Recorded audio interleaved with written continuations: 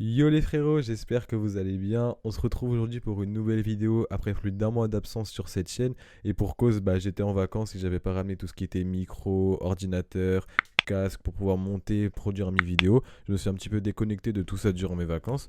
Donc je vais pas vous mentir que je suis aussi indirectement assez dégoûté car j'ai pas pu tourner de vidéo sur les arrivées de Lionel Messi ou encore sur le feuilleton de notre numéro 7 Kylian Mbappé. Donc une vidéo sortira, je pense, d'ici les prochains jours pour parler de tout ce qui s'est passé autour de lui durant déjà ses 4 ans à Paris et aussi le feuilleton entre le Real Madrid et le Paris Saint-Germain par rapport à ce dossier-là qui est sorti gagnant, on va dire, de ce bras de fer-là pour Kylian Mbappé. Alors rien à voir, mais aujourd'hui on se retrouve du coup pour une vidéo pour évoquer le 11 idéal, le 11 parfait que doit aligner et que je pense que doit aligner Mauricio Pochettino lors des gros matchs cette saison. Alors déjà, on va rappeler le mercato stratosphérique qui a été réalisé par le Paris Saint-Germain avec les arrivées de Georgino Wijnaldum, de Sergio Ramos, de Gio Donnarumma, de Léo Messi ou encore de Achraf Hakimi. Donc à partir de là, on va essayer du coup d'imaginer quel serait le 11 idéal, le 11 parfait pour Mauricio Pochettino. Euh, ah oui, et j'ai oublié la dernière recrue qui a été réalisée le 31 août, qui est simplement Nuno Mendes, qui est un joueur que je suivais déjà depuis quelques mois en Liga NOS avec le Sporting Portugal. Je suis vraiment très content qu'il ait signé à Paris. Donc déjà dans un premier temps, quel schéma adopter? Donc on a pu voir déjà lors des 4 premières journées de Ligue 1 que Mauricio Pochettino a essayé différents systèmes tactiques, son 4-2-3-1, son 4-3-3, ce qu'on peut aussi appeler un 4-4-2 en losange.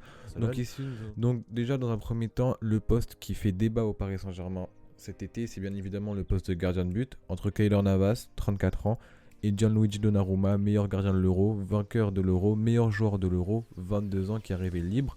Donc ici, déjà on a pu voir que Keylor Navas, depuis l'arrivée de Gio Donnarumma, je ne sais pas si c'est à cause de lui ou si c'est dû à cette arrivée-là, est beaucoup moins serein, beaucoup plus friable qu'auparavant. Mais je pense que Keylor Navas, je vais parler sans doute avec mon cœur, doit rester titulaire cette saison.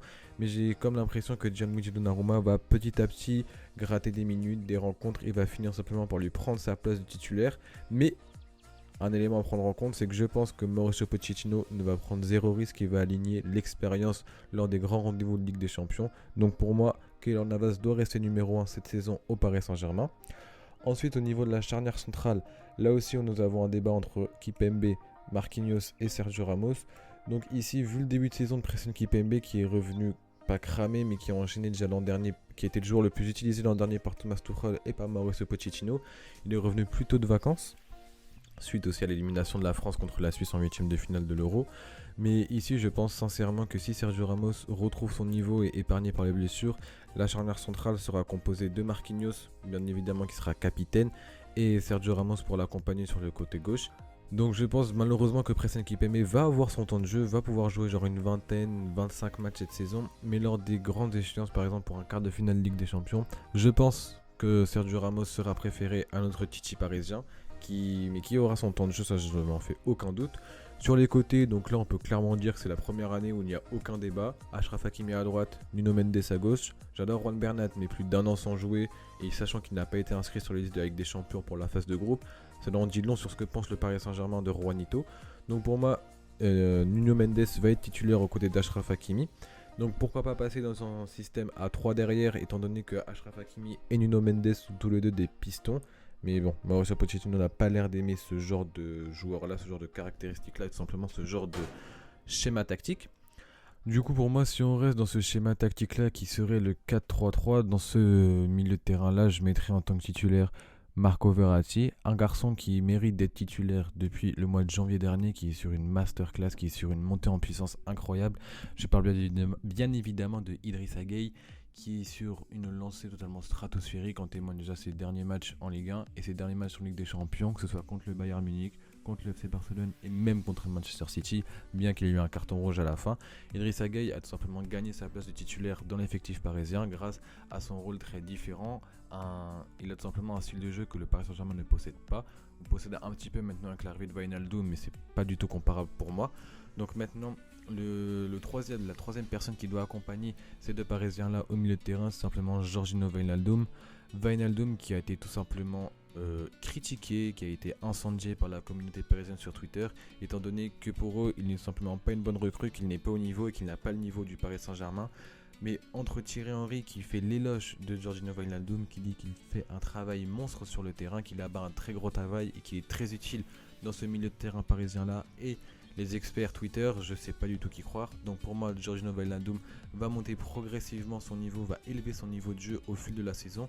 Nous allons avoir un Georginio Wijnaldum qui sera au pic de sa forme, au pic de la saison. C'est-à-dire dans les mois qui comptent, au mois de février, au mois de mars, ou on espère aussi au mois d'avril et au mois de mai. Et ici, Georginio Wijnaldum, on peut aussi compter sur lui car c'est un joueur qui ne se blesse que très rarement. J'ai pas envie de lui porter la poisse, mais c'est un joueur qui est très fiable physiquement. Donc pour moi, il doit tout simplement accompagner Marco Verratti et Idrissa Gueye. Et bien évidemment, si Marco Verratti est blessé, ce sera, je pense, Leandro Paredes qui sera préféré au détriment de Danilo Pereira ou encore de Ander Herrera ou encore Rafinha. Rafinha qui n'est même pas inscrit sur la liste de la Ligue des Champions. Une fois ce milieu de terrain complété, nous allons passer aussi au 3 de devant qui bien évidemment sera composé du trio Neymar, Mbappé, Messi. J'ai très mal au cœur en ne disant pas le prénom de Di Maria, mais je pense que Mauricio Pochettino va préférer aligner Léo Messi, Kylian Mbappé, bien que Kylian Mbappé va être à dos des supporters durant toute la saison, aux côtés bien évidemment de Neymar. Neymar côté gauche, qui pour moi n'est pas au pic de sa forme, il n'est pas gros, mais il n'est pas au pic de sa forme, et comme chaque année, comme chaque été, depuis 4 ans, depuis 5 ans maintenant, Neymar ça va être le même débat. On sait très bien qu'il peut faire ce qu'il veut durant ses vacances, boire, manger mal, la malbouffe, faire tout ce qu'il veut, mais moi j'en ai rien à foutre du moment qu'il revient en forme dans les moments qui comptent. Je veux bien qu'il soit souvent blessé, mais ici Neymar, on sait très bien que dans 2 semaines il sera redevenu fit, qu'il sera redevenu à son poids de forme, qu'il sera toujours cette grinta, cette vitesse, cette accélération, ces appuis très vifs qui le caractérisent pleinement. On l'a bien vu contre le Bayern Munich ou en Ligue des Champions la saison dernière.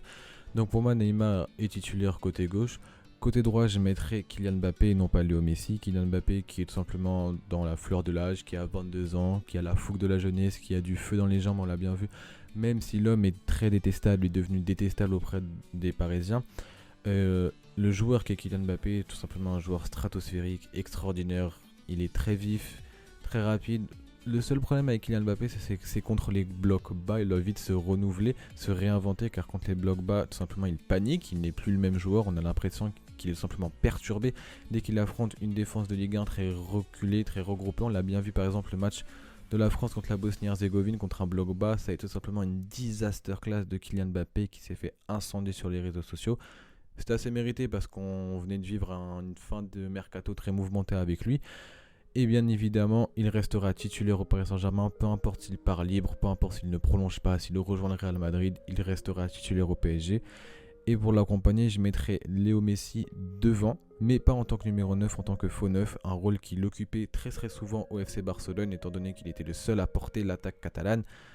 Car c'est pas que des Griezmann, des Braithwaite que tu vas pouvoir faire quelque chose d'extraordinaire en attaque. Donc pour moi, Léo Messi en faux 9, dans le cœur du jeu, en train de distribuer, de récupérer des ballons, de réorienter le jeu, c'est tout simplement son rôle de prédilection, car maintenant à l'âge de 34 ans, on peut plus se permettre de, je pense, de le mettre sur le côté, à multiplier les efforts, à faire des allers-retours, car c'est un joueur qui est très utile offensivement. Défensivement, c'est très bien que c'est un joueur qui marche, qui ne court pas, qui ne fait pas les efforts. On ne lui demande pas de faire les efforts étant donné tout l'apport, tout ce qu'il nous apporte offensivement, tout ce qu'il a apporté offensivement au FC Barcelone. Donc pour moi, Léo Messi a sa place en tant que faux numéro 9. Dans un bloc bas, il peut étirer les lignes, faire des appels, des dribbles. Il a toujours cette percussion, cette vitesse, même à 34 ans, toujours ces accélérations fulgurantes, que, comme dirait Omar Da Fonseca, qui le caractérise pleinement, même après 10 ans, 15 ans de haut niveau, ce sont toujours les mêmes gestes, mais toujours aussi inarrêtables. Donc pour moi, Léo Messi a sa place en tant que faux numéro 9 au Paris Saint-Germain. Donc voilà, je pense qu'on a fait à peu près le tour au niveau du Paris Saint-Germain, du 11 idéal que pourra aligner Mauricio Pochettino au moment où la Ligue des Champions va arriver.